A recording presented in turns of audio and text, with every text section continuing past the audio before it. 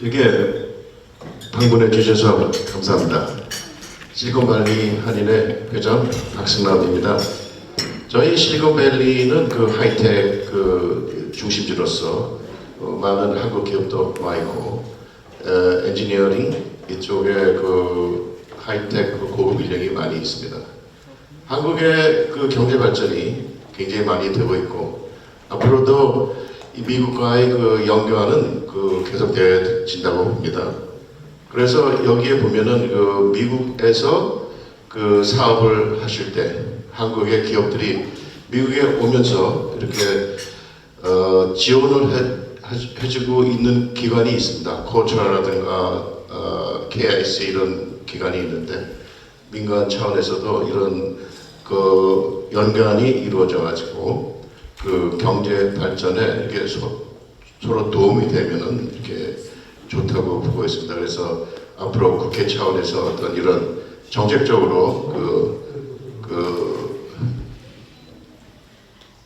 인적 자원을 이렇게 미국에 있는 그 자원을 이용할 수 있고 또 한국에서도 그 기업을 발전할 수 있는 그런 정책적인 배려가 있었으면 좋겠다고 생각합니다. 그에 대해서 어떤 것이 안이 있는지 그걸 믿고 있습니다. 예.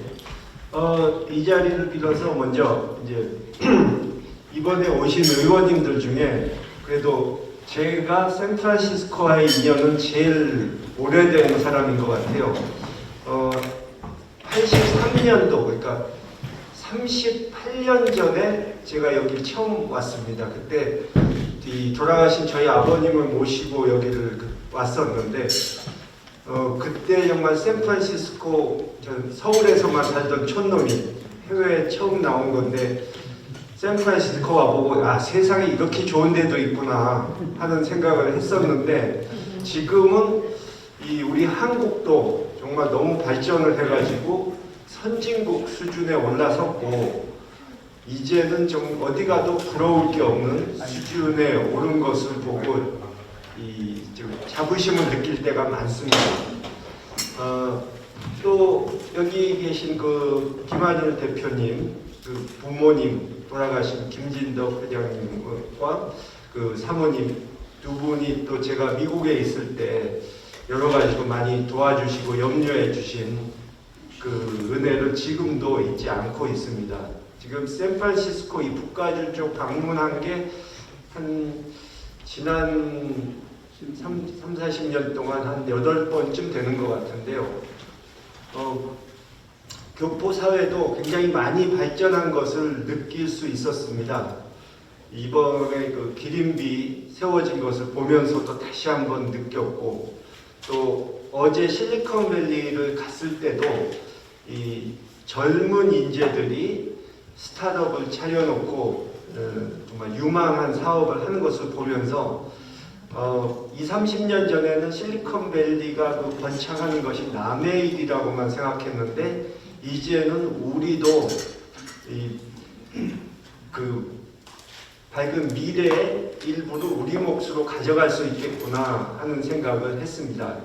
지금 이 질문해 주신 것에 답을 드리자면은 어제 국정감사 때도 이 총영사관을 상대로 이 지역 교민 여러분의 그 현황에 대해서 많이 듣고 이 교포 사회를 상대로 총영사관이 어떻게 하면 더 서비스를 잘 할 수 있겠는가 하는 것에 대해서 많은 질문이 있었고 당부가 있었습니다. 또 총영사관 측에서 이 대교민 서비스를 더 잘할 수 있기 위한 어떤 건의사항이 있다든가 애로사항을 알려주면 우리가 서울에 가서 돕겠다는 얘기도 했고 또 이광재 위원장님께서는 이제 좋은 아이디어를 내셨는데 실리콘밸리 같은데 이제 코리아 센터를 하나 세우자. 한국의 국민연금이 상당히 많은 액수의 자금을 운용하고 있는데 뭐 수익 사업이라고 생각하고 건물을 산 다음에 거기에 뭐 코트라가 됐든 여러 가지 여기에 파견돼 있는 한국 기관들을 다 집어넣고 한국 관련된 이 서비스를 원하는 또 사업을 원하는 미국인이 있을 때는 거기만 찾아가면 원스톱으로 다 될 수 있도록 만들어 보자 하는 좋은 아이디어들도 나왔습니다. 앞으로 여기 계신 동포 여러분들께서 또 좋은 아이디어가 있으시면 저희에게 알려주시면은 최대한 빨리 행정에 반영이 될 수 있도록 노력하겠습니다. 감사합니다. 안녕하십니까. 재미한국학교 국가주협의회 황희연입니다. 저희가 한국학교는 주말 한국학교입니다. 주말 한국학교는 외교통상부 소속으로 있어서 대한민국 법에 따라서 교육부 소속으로 돼서 있는 그러니까 동남아시아 쪽에 나가 있는 한국학교는 한국학교라는 정식적인 명칭을 사용하고 있습니다. 그런데 저희 이쪽 죄송합니다. 미주 지역에 나와 있는 한국학교는 외교통상부인 소속인 재외동포재단에서 지원을 하고 있기 때문에 한글학교라고 이름을 붙이고 있습니다. 그런데 지금 2000년대 이후부터 저희 이 미주 지역에 있는 주말 한국학교 모든 한국학교는 한글뿐만 아니라 한국의 역사, 문화 모든 것을 통합하여 가르치고 있습니다. 그래서 저희들이 한글학교의 위상을 높이기 위해서 저희도 한국학교라는 명칭을 대한민국 정부에서 붙여줄 수 있었으면 하는 바람이 큽니다.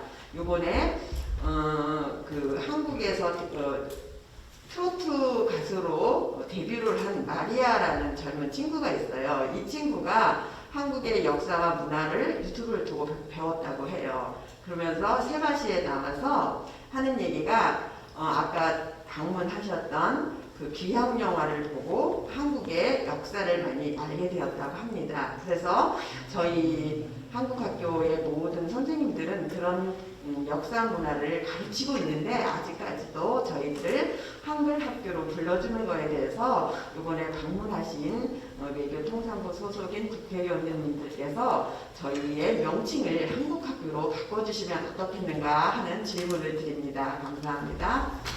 제가 교육 쪽에서는 사실 문외한이기 때문에요. 바로 좀 잡아드리는 건 최근에는 예전에는 이제 외교통상위원회인데 지금은 이제 외교통일위원회가 됐습니다. 네, 그래서 지금 주신 말씀은 저희가 국정감사 기간 내에 아마 재외동포 재단 우리 피감기관이기 때문에 태영호 의원님, 김홍걸 의원님 같은 힘을 합쳐서 명칭을 한국학교로 바꾸는 것에 대해서는 적극 동의하고요. 제가 한 가지 좀 궁금한 점이 있어서 오히려 제가 좀 질문을 하는데요. 미국에는 이제 주말 한국학교 말고는 그냥 일반 한국인 학교는 지금 없지 않습니까? 그 이유가 LA 하나 있어요. 그 이유가 우리가 좀 그 수요가 안 돼서 그런 건가요? 아니면 특별한 미국 교육부의 승인 문제가 있어서 그런 건지 한번 답변을 좀 해주셨으면 좋겠습니다. 승인 문제도 있고 여러 가지 문제가 있겠습니다만 여기에서는 제가 정확하게 어떻게 대답을 드릴 수는 없지만은 저희 한국학교는 지금은 주말 한국학교로다가 운영이 되고 있고 더불어서 교육부에서 한국어 채택 한국학교, 그러니까 미정규 한국학교, 미정규 학교에 한글어 클래스가 들어가 있어요. 그리고 한국어 강좌가 일반 도서관이나 커뮤니티 센터에서 강좌가 이루어지고 있습니다. 그래서 정규적인 한국 학교는 아직까지 개설되어 있지 않고 주말 한국 학교로 운영이 되고 있습니다. 네. 어제도 영사관 가보니까 이 주변에 주차도 좀 불편하고 여러 가지로 이렇게 교민들에 대한 서비스를 충분히 하기가 좀 어렵겠더라고요. 그래서 이 영사관 상대하면서도 좀 답답하셨던 부분이 있으시면 얼마든지 말씀해 주시면 저희가 또 이제 국정감사가 아직 끝나지 않았으니까 네, 외교부 감사하고 이럴 때 좀 반영해서 얘기를 하겠습니다. 네, 알겠습니다. 안녕하세요. SF코리안닷컴의 김지혜입니다. 다름이 아니라 이번 질문이 그 외교통상부 질문하고 아마 관계가 될 것 같은데 총영사관에서 한인 사회와 어떻게 협조해줬으면 좋겠다는 얘기를 드리겠습니다. 첫 번째로 총영사관에 의해서 한인 사회가 분열되는 경우가 많이 있습니다. 원인은 뭐냐 하면 총영사관이 어떤 특정 개인이나 어떤 특정 단체에 대해서 굉장히 페이버를 줄 때가 많아요. 그럴 경우에는 사실은 그 특정 단체가 한인사회의 그 어떤 공감과 그런 거 얻지 못할 때는 이게 한인사회의 분열을 일으키고 있습니다. 특히 어떤 경우 제가 부탁드리고 싶은 건 총영사관에서 한인단체를 어떤 인정하고 협조하고 도와줄 때는 그 한인단체가 법적인 단체의 지위가 있어야 됩니다. 그래서 미국 같은 경우에는 이 법적 지위라는 것은 일단 법인이 계속 인정이 돼야 되고 또 하나는 non-profit organization이 인정이 된 상태의 어떤 법인만 도와주는 그런 어떤 그 룰을 한인 그 총영사관이 좀 정했으면 좋을 것 같아요. 제가 예전에 지금 총영사는 아니지만 그 전에 총영사님한테 물어본 적이 있어요. 왜 법적인 지위가 없는 단체까지 왜 한국 그 정부에서 그걸 도와줘야 되느냐 그 얘기할 때 그 법적인 지위가 없어도 뭐 한인회니까 도와줘야 된다 뭐 이런 상황이 많았는데 사실은 법적인 지위를 잊어버린 한인회는 도와줄 필요가 없다고 생각합니다. 그래서 총영사관이 항상 어떤 한인 단체를 갖다 인정하거나 할 때는 그 백그라운드라든가 아니면 non-profit organization 스테이터스를 꼭 확인을 하고 도와주는 그 어떤 룰을 정했으면 합니다. 특히 미주사회에서는요. 감사합니다. 이자 방금 그런 이야기는 이제 처음 들었고요. 예, 좀 제가 구체적으로 좀 더 이제 돌아가서 여기 총영사관과 또 다른 총영사관들도 이제 우리가 국정감사하는데 혹시 본부에서 지침 같은 거 내려온 것이 있는지 또 총영사관에서 한인 단체들을 도와줄 때 내교하면 반드시 법인으로 등록된 단체만 도와주는지 아니면 총영사관 자체의 판단에 의해서 결정하는 사항인지 전도 우리가 구체적으로 들여다보도록 하겠습니다. 예. 구체적인 내교나 혹은 지침 총영사관별로 지침이 다 돼 있는지 그건 좀 우리가 좀 더 깊이 들여다봐야 될 것 같습니다.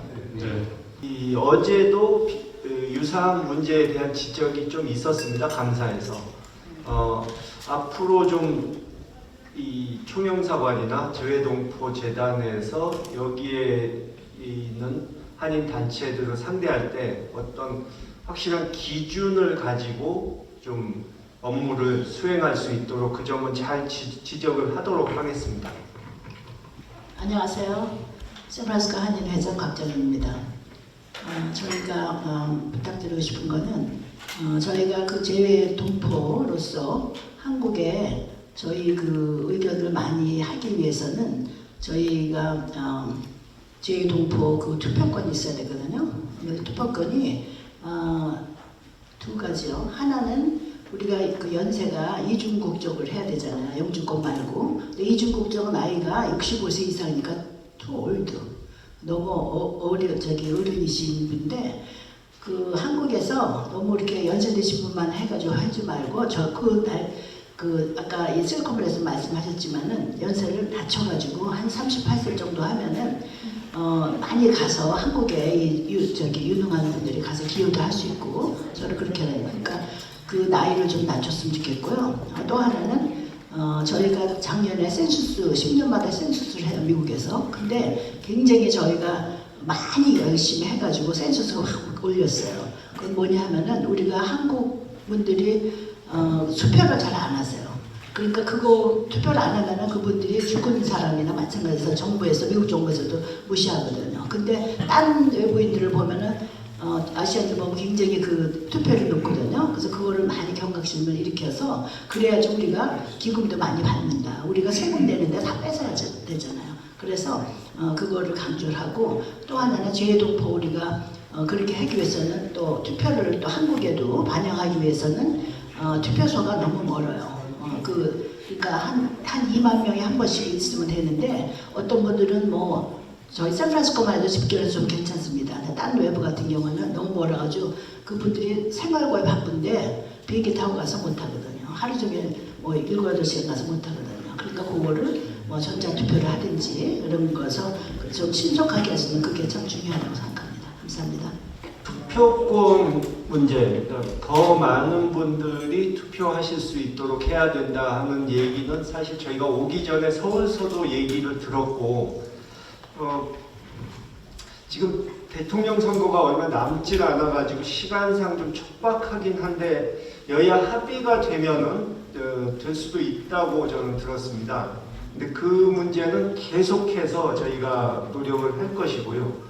또 여기 아까 말씀하신 여기 계신 분들 중에 이제 이중국적 연령 하향 문제 그 부분도 계속 적극적으로 좀 검토를 하겠습니다. 또 이 어저께 공관에도 이제 좀 당부를 한 건데 이중국적이 아니고 그냥 시민권만 갖고 계신 분은 이제 법적으로는 한국에서는 외국인이니까 이 선거운동은 못 하시게 돼 있거든요. 선거법상. 근데 그걸 잘 모르셔서 이 본의 아니게 법을 어기게 되는 부분이 있기 때문에 그 부분은 좀 잘 선거 전에 홍보를 하라고 공관 측에 당부를 했습니다. 그리고 가기 전에 마지막으로 좀 당부의 말씀을 드리고 싶은 것은 이제 여러분들이 뭐 미국 계시니까 잘 아시겠지만 이제 미국 정부가 이 한반도 비핵화, 평화 프로세스 이런 문제에 있어서 바이든 정부가 들어선 후에 좀 변화를 기대를 했었는데 적극성을 아직은 보이질 않고 있습니다. 좀 우선순위에서 밀리는 것 같다는 그런 느낌이 드는데요. 사실 그 문제를 여기에 와 있는 우리 외교관들이 적극적으로 좀 홍보하고 설득하는 노력을 해줘야 되는데 부끄럽지만 그분들의 노력이 충분치 않은 것이 사실입니다. 또 같이 오신 그 윤건영 의원님이 국정감사에서 지적을 하셨는데 우리가 이제는 국력이 어느 정도 높아져서 옛날과 달리 일본보다 좀 아직 적긴 하지만 상당한 액수의 이 로비 비용을 지불하는데 오래 해온 일본에 비해서 우리 쪽은 돈 쓰는 것만큼 효과를 못 보고 있습니다. 그래서 공공외교 차원에서 우리 교민 여러분들께서 뭐 하원 의장도 이 지역 출신이고 친한파, 지한파라고 하는 의원들이 이 지역에 또 있기 때문에 좀 적극적으로 한반도 평화 문제에 나서 줄 것을 그분들에게 촉구해 주시면 좋겠습니다. 미국이랑의 여러분들이 정치인들에게 뭐 정치 헌금도 하고 뭐 편지도 쓰고 전화도 하고 해서 이렇게 여론으로 이 방향을 돌리는 것을 여러분들께서도 많이 보셨을 겁니다. 또 이 미국이 지금 이 바이든 대통령이 아프간에서 그렇게 실패를 경험했는데 사실 외교적으로 다른 데서 크게 지금 당장 성과를 낼 수 있는 곳이 별로 없거든요.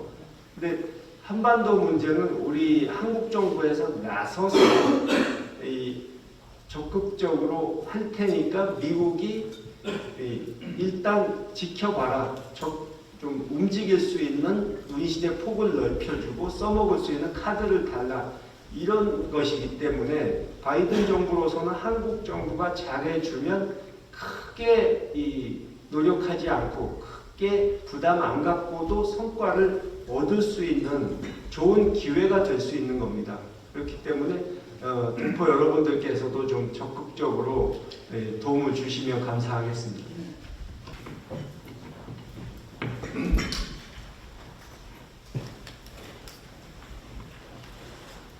안녕하세요. 김진덕 정경식 재단 이사장 김순환입니다. 오늘 북가주 지역 한인들의 정성과 노력으로 함께하여 세워진 샌프란시스코 위안부 기린비를 방문해 주신 이광재 위원님, 박진 위원님, 김영호 위원님, 윤건영 위원님, 태영호 위원님, 김홍걸 위원님을 진심으로 환영합니다. 오늘 위원님들께서 방문하신 샌프란시스코 위안부 기린비는 미국 내 대도시에서는 유일하게 세워진 기린비이자 샌프란시스코 시의회에서 결의안을 통과시켜 건립된 기린비입니다. 기적 같은 일이었죠. 또한 전 세계에서는 유일하게 한국과 중국, 필리핀 등 13개 위안부 피해 커뮤니티가 힘을 모아 건립한 매우 뜻깊고 의미 있는 기린비입니다. 샌프란시스코 위안부 기린비는 이런 의미에서 한일 간 역사 문제를 뛰어넘어 전 세계 인권을 지켜나가야 한다는 상징물로 자리 잡고 있습니다. 국정감사 등으로 바쁜 일정 중에도 여섯 국회의원분들께서 기린비를 방문해 주신 것은 기린비 건립에 앞장섰던 북가주 지역 한인들에게는 자긍심을, 샌프란시스코 지역 주류 사회에서는 선진국 반열에 올라선 대한민국이 세계 인권을 위한 일에도 앞장서고 있다는 인식을 심어주는 매우 뜻깊은 일이라고 생각합니다.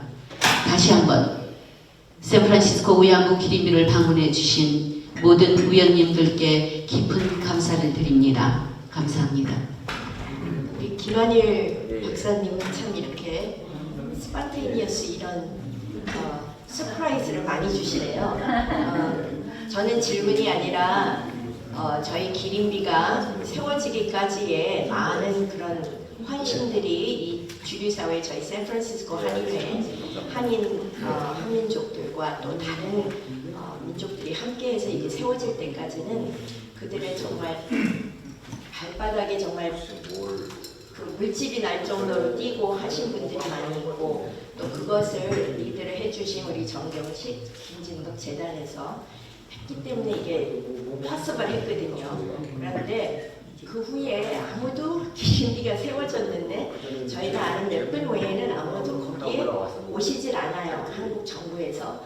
그래서 많이 섭섭했는데 이번에 국정감사든 어떤 감사든 어떤 기회를 통해서 이렇게 여러분들이 와주셔서 또 이 기린비가 아까 말씀하신 대로 그분 위안부의 제일 큰 어려움은 또 두려움은 역사적으로 이게 잊혀지는 건데 저희가 역사적으로는 잊혀지지 않게끔 이 기린비를 세워놨으니 한국 정부에서는 많이 와서 보시고 또 젊은 세대들이 잊혀져 가는 이 역사를 교육해 주시고 해서 앞으로도 저희들의 모든 힘을 합해서 만들어 놓은 것이 헛되지 않고 또 우리 할머니들이 지금 생존하시지 않은 분들도 많이 계시지만 그분들이 저 하늘나라에서도 내려보실 때 이제 어떤 만큼의 저스티스는 설브가 됐구나, 이것이 기억하고 역사적으로 잊혀지지는 않겠구나 하는 그런 바람이 있습니다. 그래서 저는 질문은 없고요. 아까 우리 황희연 회장님, 김진영 사장님 너무 질문을 잘해주셔서 저는 질문은 없고 그저 감사하다는 말 또 오십시오. 감사합니다. 이렇게 와주셔서 감사합니다. 시작하기 전에 먼저 우리 한인 몇들 모이는 미팅에 가면 항상 분위기가 이렇게 상당히 너무 차분한 것 같습니다. 그래서 오늘 저는 여기에 참 좋은 일을 오셨으니까 김한일 원장님하고 또 김순란 이사님 두 분 잠깐 괜찮으시면 잠깐 일어서실래요? 예. 저희는 너무 박수가 짠 것 같아요. 나같이 한번.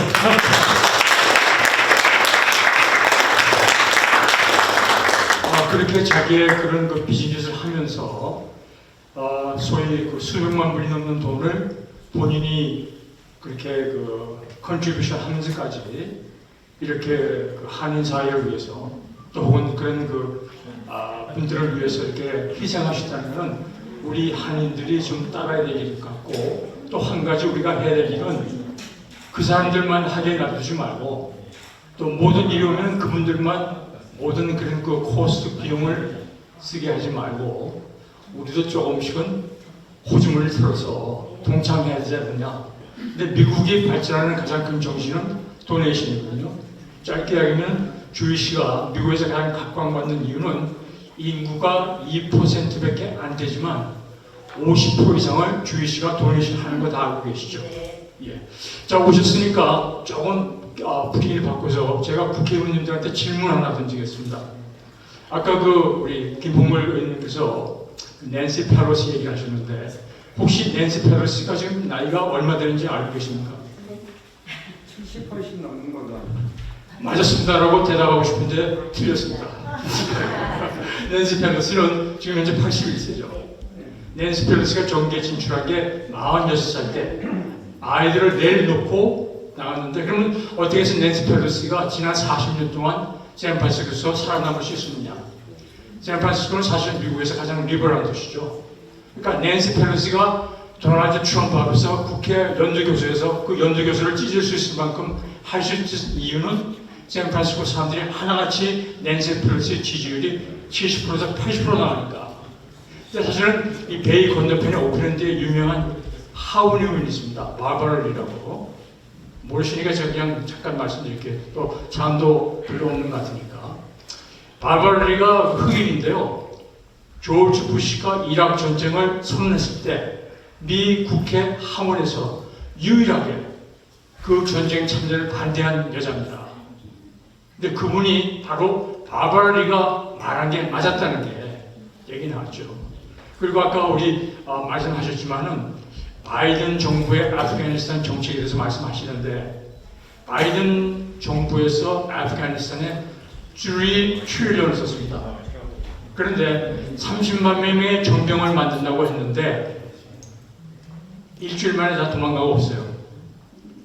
그러니까 어떤 의미에서는 바이든으로서는 한쪽에서는 샌프란시스코에서는 오히려 그런 문제점을 지적하지만 오히려 잘했다라는 그런 얘기를 나오고 있는 정도입니다. 제가 얘기가 너무 길었으니까 줄이겠습니다. 근데 한 가지 제가 말씀드리고 싶은 건 총회사관은 그 액세시빌리티에 있어서 그게 아마 1978년에 아마 상고를 제가 기억합니다. 당시에 그 정춘학 씨라는 부동산 세일스퍼슨이 이제 그런 사고 또 관주도 샀는데, 지금 현재 문제가 그 동네가 퍼시픽 하이츠로 샌프란시스코에서 가장 비싼 동네 중에 하나죠. 그러니까 무슨 얘기냐면 거기에 우리 한인들이 찾아가서 자동차를 대고, 거기는 버스 타고 가기도 힘듭니다. 그러니까 세노제에서 와가지고 거기까지 차를 파킹하려는데도 파킹을 찾으면 행운이죠. 이제 그렇게 해서 갔는데, 그러니까 액세시빌리티가 너무 어렵죠. 그런데 사실 샌프란시스코는 옛날의 영광은 있지만은, 그러나 사실상은 실리콘밸리 쪽으로 훨씬 더 지금 많이 발전하고 있고, 샌프란시스코에 사는 한인들 자체가 한 3,000명이 안 될 겁니다. 세노제 가면 10,000명이 넘죠. 그러니까 그건 무슨 의미냐면 앞으로 영상안의 발전과 또 좋은 원활한 그 액세시빌리티를 생각하기 위해서는 총영사관은 가능하면 실리콘밸리가 가까운 쪽, 또 그쪽이 지금 대세가 되니까 사실 구글이다, 야후다, 혹은 뭐 페이스북이다 다 거기에 있는데, 우리 한인 커뮤니티 어떤 그 액세시빌리티도 그쪽으로 가는 게 미래 지향적 입장에서는 좋지 않을까. 얘기를 너무 길게 해서 죄송합니다. 감사합니다. 네, 안녕하세요. 평통 상임위원 당정입니다. 저는 여야 의원님들 오셨으니까 부탁 말씀을 좀 드리고 싶어서 마이크를 잡았습니다. 제가 선관위원을 제가 4번 정도 했습니다. 그런데 그 선거관위원을 하면서 느낀 게, 우리 그 대한민국 그 유권자들이, 제외 국민들이 선거를 투표하러 오시는 게 너무 힘이 들어요. 그래서 아마 다 알고 계시겠지만 우편 투표를 허용해달라는 저희가 건의들도 많이 했었거든요. 그런데 아직 합의점을 못 찾은 걸로 알고 있습니다. 그런데 제가 느낀 거는 저희 그 샌프란시스코 총영사관 관하가 덴버까지, 콜로라도까지 저희가 하고 있잖아요. 그런데 그 지난 선거 때도, 총선 때도 덴버에 그 선거 투표소를 하나 마련하기 위해서 애를 썼었습니다. 그런데도 그게 무산됐었어요. 그래서 그분들도 굉장히 많은 컴플레인을 했었고, 그리고 이제 제가 그 일주일 동안을, 이제 저희 대외 선거는 일주일 동안 하잖아요. 그런데 일주일 동안 하면서 비행기를 타고 오신 분도 있었고, 또 프리즈노 이쪽 그 근처에 사시는 분, 중가주 사시는 분들은 4시간을 운전하고 오셔야 됩니다. 그러면은 트래픽도 있고, 그래서 오셨다가 못 타고 가시는 경우도 봤었어요. 그리고 이제 그 지참해야 될 그 아이디를 안 갖고 오셔갖고 못 타고 가신 분도 있었을 때 보면서 너무나 속상했었어요. 그래서 아무래도 그 제외 국민들의 그 투표권을 보장해 주시는 거는 아무래도 투표소를 여러 군데 다 설치할 수는 없다고 생각이 듭니다. 저희도. 그렇기 때문에 가능한 한 빨리 여야 합의해서 우편 투표를 허용해 주실 수 있는 그런 합의점을 좀 찾아주셨으면 좋겠습니다. 감사합니다. 네, 그 우편 투표 문제는 지금 저희 더불어민주당에서는 이제 촉구 기자회견도 이제 지난주에 많은 의원들의 연명 아래 이제 진행이 됐고요. 저희 당내 송영길 대표와 국민의힘 이준석 대표도 만찬 회동을 통해서 우편 투표 도입을 그러니까 처리했는데 이제 문제는 이제 우리 국민의힘 태호 의원이 계시지만 이 젊은 이준석 의원님 우편 투표의 필요성을 굉장히 느끼시는데 아마 당내에 보수파 의원님들이 좀 계신가 봐요.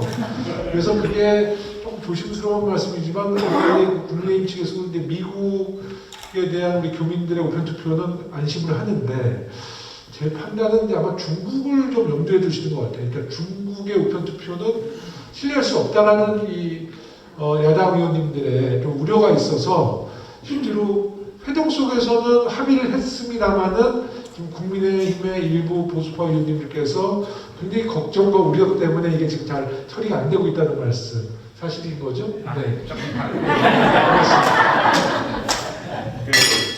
이제 그 투표 문제와 관련해서 저 말씀 많이 하셨고요. 지금 현재 우리가 제도적으로는 4만 명당 이제 투표소 하나로 돼 있거든요. 그런데 지금 여야 의원들이 다 지금 발의했습니다. 그래서 이 기준을 4만 명으로부터 2만 명으로 낮춰가지고 좀 더 투표소를 누리자라는 걸 지금 여야 의원들이 다 발의된 상태고 있고, 이제 방금 투표 이제 우편 투표 문제와 관련된 건데 우리 당 내에서도 우편 투표를 이제 하자 해서 이걸 순간이하고 토론하고 있는데 이런 우려점들이 좀 있습니다. 우리가 이제 이걸 입법으로 하면 전 세계에 있는 모든 국가들의 형평성 있게 동등하게 대해줘야 됩니다. 법으로 만들자면. 그런데 선관위에서는 이런 우려를 좀 제기하더라고요. 우리가 이제 우정제도를 놓고 볼 때 미국이나 또 유럽이나 일본 이렇게 선진국들의 우정제도는 믿을 수가 있다. 그러나 이걸 입법화해서 하나의 법으로 만들 때는 뭐 자유민주주의 시스템 국가뿐만 아니라 중국이나 베트남, 지역 아프리카, 다른 동남아들까지도 이걸 다 형평성에 맞춰서 다 해야 되는데, 그러면 우리가 그런 나라들의 권위주의적인 이런 나라들의 우정제도를 믿을 수가 있겠느냐, 이런 의문점들이 지금 아직 남아 있습니다. 여러분은 아시겠지만 이 등록 유권자 수에서 샌프란시스코가 6번째예요. 지금 6번째인데 제일 많은 숫자가 어딘가 하면 호치민이라든가 또 중국 이런 데가 제일 많습니다. 유권자 등록수가. 그래서 지금 우리 당과 선관위 사이에서는 입법을 하는 경우 전 세계에 있는 모든 국가들의 우정 시스템을 우리가 동등하게 대해줄 수 있냐. 예를 들면 법을 만들 때 우리가 뭐 미국에 우리 동포가 많기 때문에 미국, 뭐 일본, 그 다음에 호주 이런 자유민주주의권에 있는 나라들만 법으로 만들어서 여기만 사전투표할 수 있다. 이렇게 할 수는 없거든요. 그래서 이런 좀 제도적으로 좀 문제점들이 좀 있다. 이런 점들을 제가 말씀드리는 겁니다. 여야 합의는 했어요. 네. 그러니까 실제 선관위 전문위원들하고 우리가 전문가들하고 토의해 보니까 이걸 입법화하는 경우에는 결국은 전 세계 우정 제도를 대한민국이 동등하게 대해줘야 되는데 정치적인 제도 차이 이런 것 때문에 입법화하는 데는 좀 부담이 있다. 이게 선관위 지금 입장입니다. 네, 아까는 너무 공식적인 말씀을 드렸고요. 또 한 번 송지훈 회장님이 얘기했지만은 저희가 이번에 저기 한일회관 건립 때문에 1 빌리언을 도네이션 해주셨어요. 근데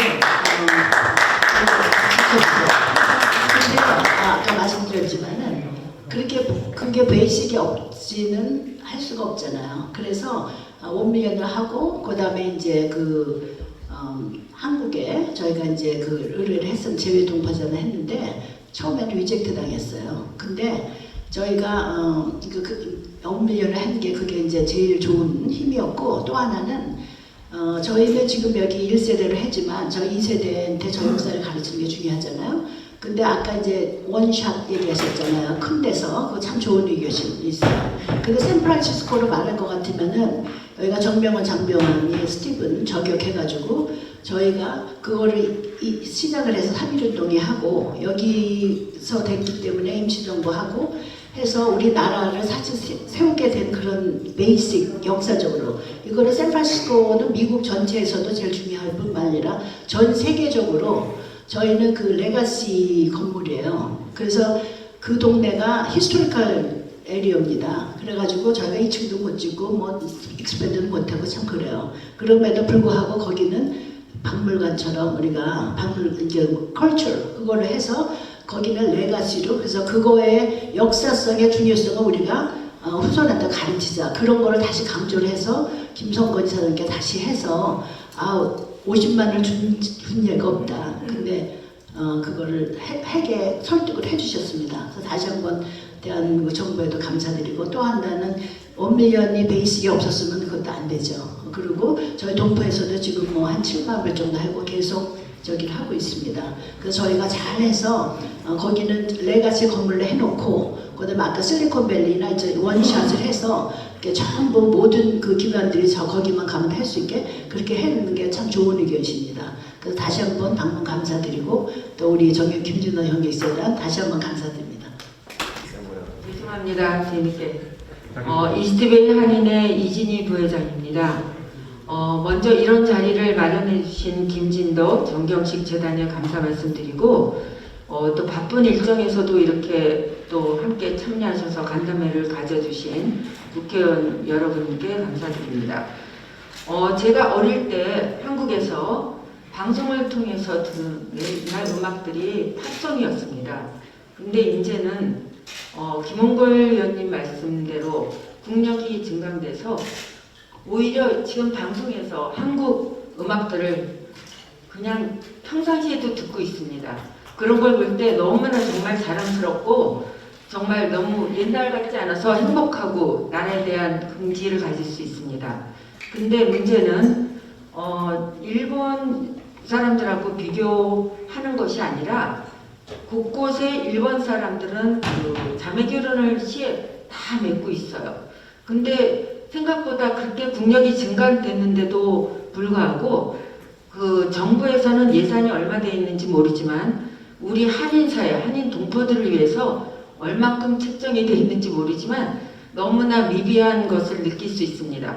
우리 동네 곳곳에 가봐도 우리 한국을 나타낼 만한 어떤 그런 게 별로 없습니다. 샌프란시스코 자체만 해도 뭐 차이나타운 그러면 금방 알고 그러지만 우리는 별로 그런 게 없습니다. 항상 거기에 우리가 밀리고 일본하고 생각했을 때 우리가 좀 더 정부에서 신경을 써서 예산을 책정해 주셔가지고 우리가 스스로 자랑을 하고 애들 후손들한테 이런 우리 조국이 있다는 거를 좀 알려주고 싶습니다. 그래서 제가 요청하는 거는 그렇게 많은 예산, 나라가 증강하고 돈이 좀 부강했으면은 우리들 제2동포들을 위해서 우리가 긍지를 갖고 나라를 위해서 좀 더 이렇게 일을 할 수 있도록 제2동포지만 할 수 있도록 도와주시면 감사하겠습니다. 네, 샌프란시스코 한인의 이사장 박병호입니다. 위원님들 바쁘신 일정에 이렇게 저희를 정말 간담회까지 하게 해주셔서 감사하고 한 가지 제가 좀 물어볼 거는 한국이 분단된 지가 벌써 75년이 됐습니다. 그리고 많은 이들이 이산 가족이 돼서 흩어져서 미국에도 지금 교민들 중에 아마 한 40% 이상은 이북에 가족들이 있는 그런 사람들인 걸로 알고 있습니다.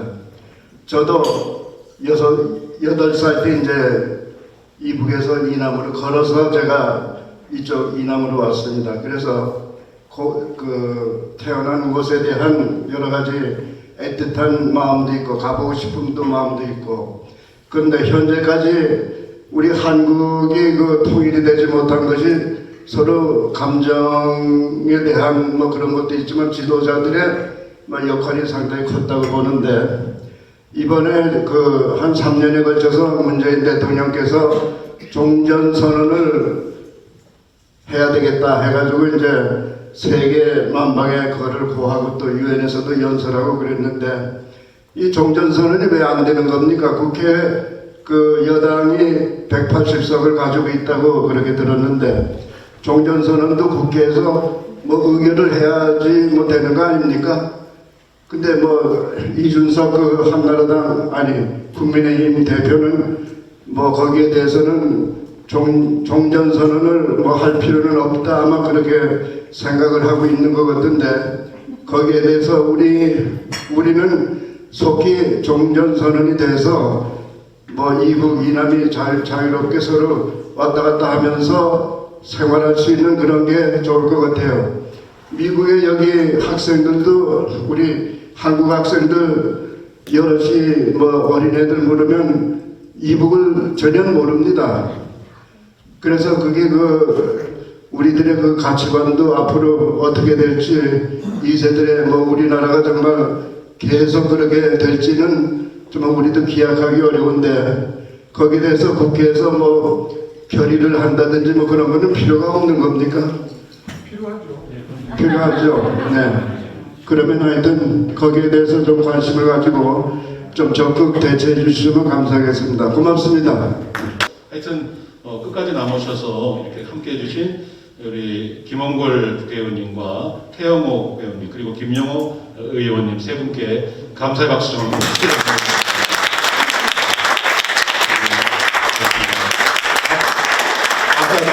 아까 말씀하셨지만 이 세 분은 다 외교통일위원회 소속이신, 외교통상부가 아니고 통일위원회 소속이신 분입니다. 오랫동안 이렇게 참여해 주셔서 감사드리고요. 이것으로 동포간담회를 마치겠습니다. 고맙습니다. 네, 안녕하세요. 서울에서 온 국회의원 김홍걸입니다. 이번에 국정감사로 오랜만에 이 샌프란시스코와 북가주 지역을 방문하게 됐습니다. 오랜만에 와 보니까 우리 동포 여러분들이 샌프란시스코의 위안부 기린비를 잘 마련해 놓으신 것을 또 볼 수 있었고, 이 실리콘밸리 쪽에서 활발하게 활동하시는 경제인 분들도 보고 많은 감명을 받았습니다. 동포 사회가 앞으로 더 활기 있게 발전할 수 있도록 저도 여러 가지로 돕겠습니다. 언제든지 이 좋은 아이디어가 있으시면 연락 주시기 바랍니다. 감사합니다.